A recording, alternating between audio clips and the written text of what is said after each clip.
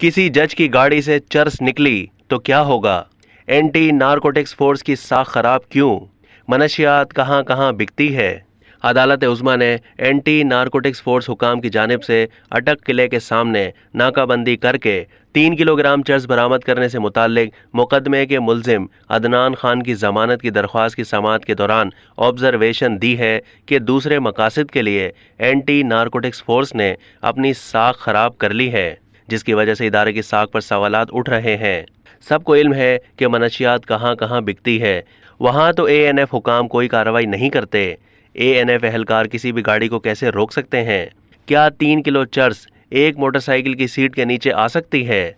क्या किसी का पड़ोसियों से झगड़ा हो तो क्या उन पर भी मनशियात डाल देंगे? दौरान समाअत जस्टिस काजी फाइज ईसा ने ANF के स्पेशल प्रोसिक्यूटर जनरल को मुखातिब करते हुए रिमार्क्स दिए कि ANF वाले कल आप या किसी जज की ही गाड़ी से भी चर्स निकालेंगे तो क्या होगा?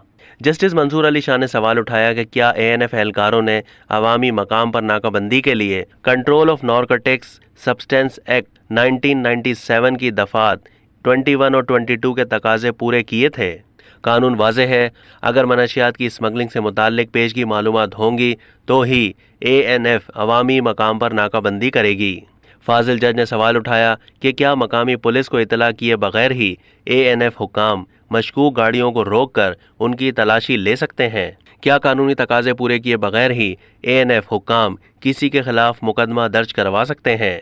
अदालत के इस्तफसार पर स्पेशल प्रोसिक्यूटर जनरल ने बताया कि ANF हुकाम ने बगैर नंबर प्लेट मोटरसाइकिल को मशकूक जानकर रोका तो उसके खुफिया खानों से 3 किलो चर्स बरामद हुई थी, जिस पर मुलजिम के वकील ने मौक़िफ़ अपनाया कि ANF हुकाम ने जिस मोटरसाइकिल से चर्स बरामद करने का दावा किया है वो उनके मौक्किल की नहीं थी, बल्कि वो तो मोटरसाइकिल के मालिक मरकज़ी मुलजिम शब्बीर खान के साथ सिर्फ पिछली नशिस्त पर सवार था और मालिक खुद ही उसे चला रहा था।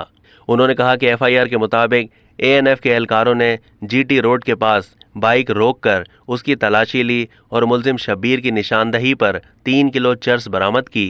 फाजिल वकील ने कहा कि ANF तफ्तीश के दौरान ना तो मेरे मौक्किल का मोटरसाइकिल से कोई ताल्लुक साबित कर सकी है, ना ही उसने मनशियात की निशानदही की है।